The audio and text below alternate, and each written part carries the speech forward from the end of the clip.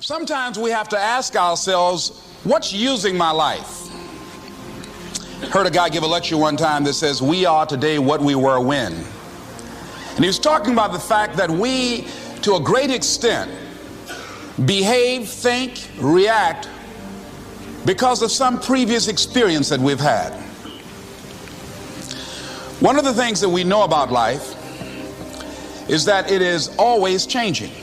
Sometimes you're up, sometimes you're down. Sometimes things go real well, and sometimes they don't.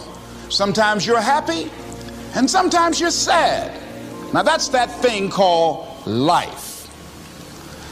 And when we begin to understand and know that, accepting that reality that we will never ever have things just on an even keel all the time, that you're going to have some ups and you're going to have some downs, but during those down moments, that's where the growth takes place. That's where the work is. See, anybody can feel good when they have their health, their bills are paid, they have happy relationships, business is successful. Anybody could be positive then.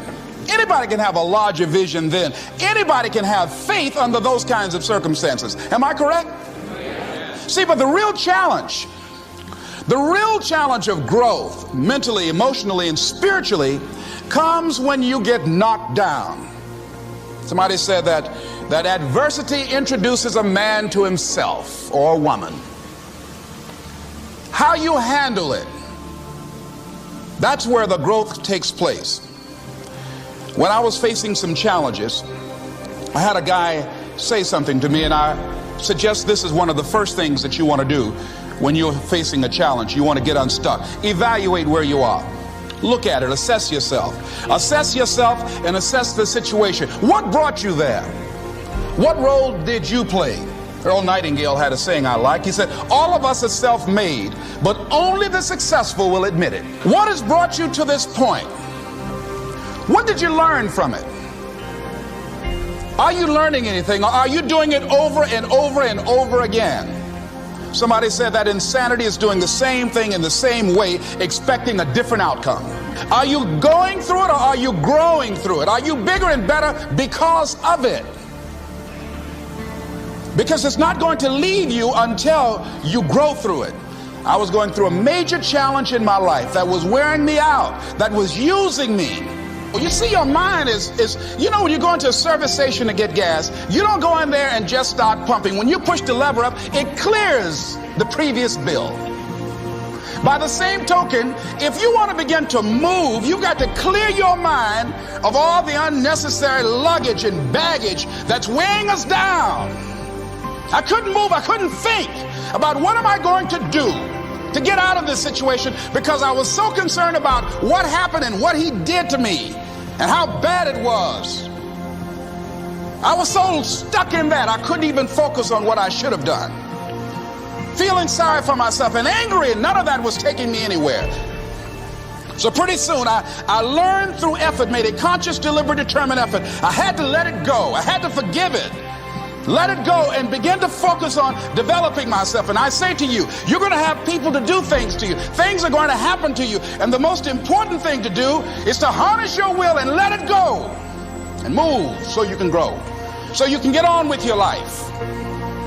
It doesn't matter about what happens to you. What matters is, what are you going to do about it? All of us have experienced some tragedy, and if we haven't, we will. And you can either let it destroy your life, or you can build upon it. You can permit it to let it hold you down, or you can decide, I'm not going to let that happen to me. I'm bigger than this. Make a declaration to yourself. Declare all out war that you're going to get out of this rut. I don't care how good you are. I don't care how talented you are. I don't care how much you work on yourself. There are some times when things aren't going to go right. They just are not going to go right. There are times when anything that can happen will happen. Murphy's Law will be knocking at your door. Why? I don't know why. That's called life.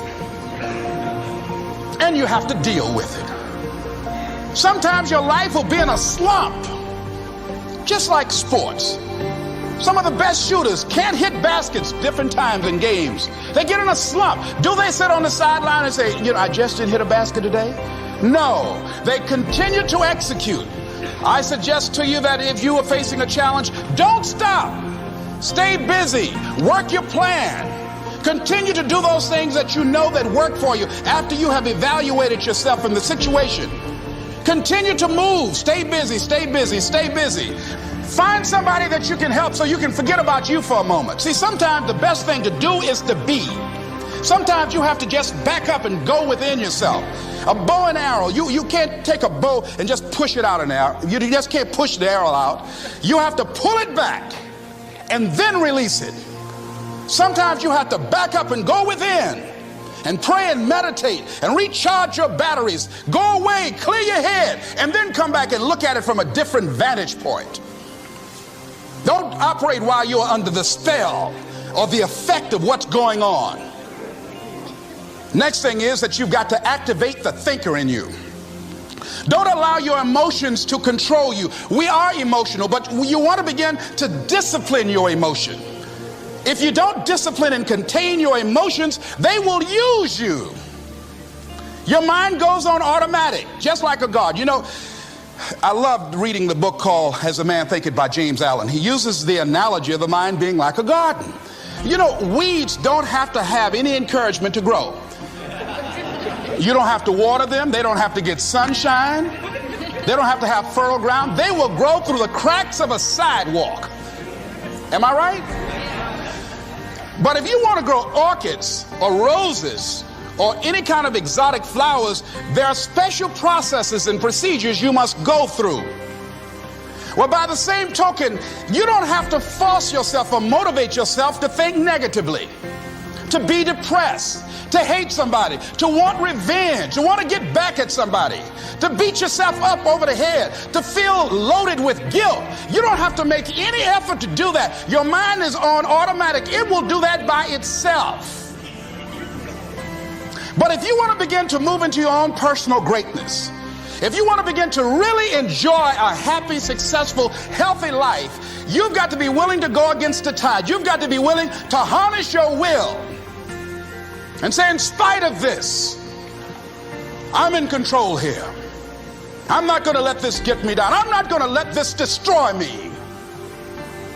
I'm coming back, and I'll be stronger and better because of it. You have got to make a declaration that this is what you stand for. You're standing up for your dreams. You're standing up for peace of mind. You're standing up for health. You want it, and you're going to go all out to have it. It's not going to be easy. When you want to change, it's not easy. If it were in fact easy, everybody would do it. But if you're serious, you'll go all out.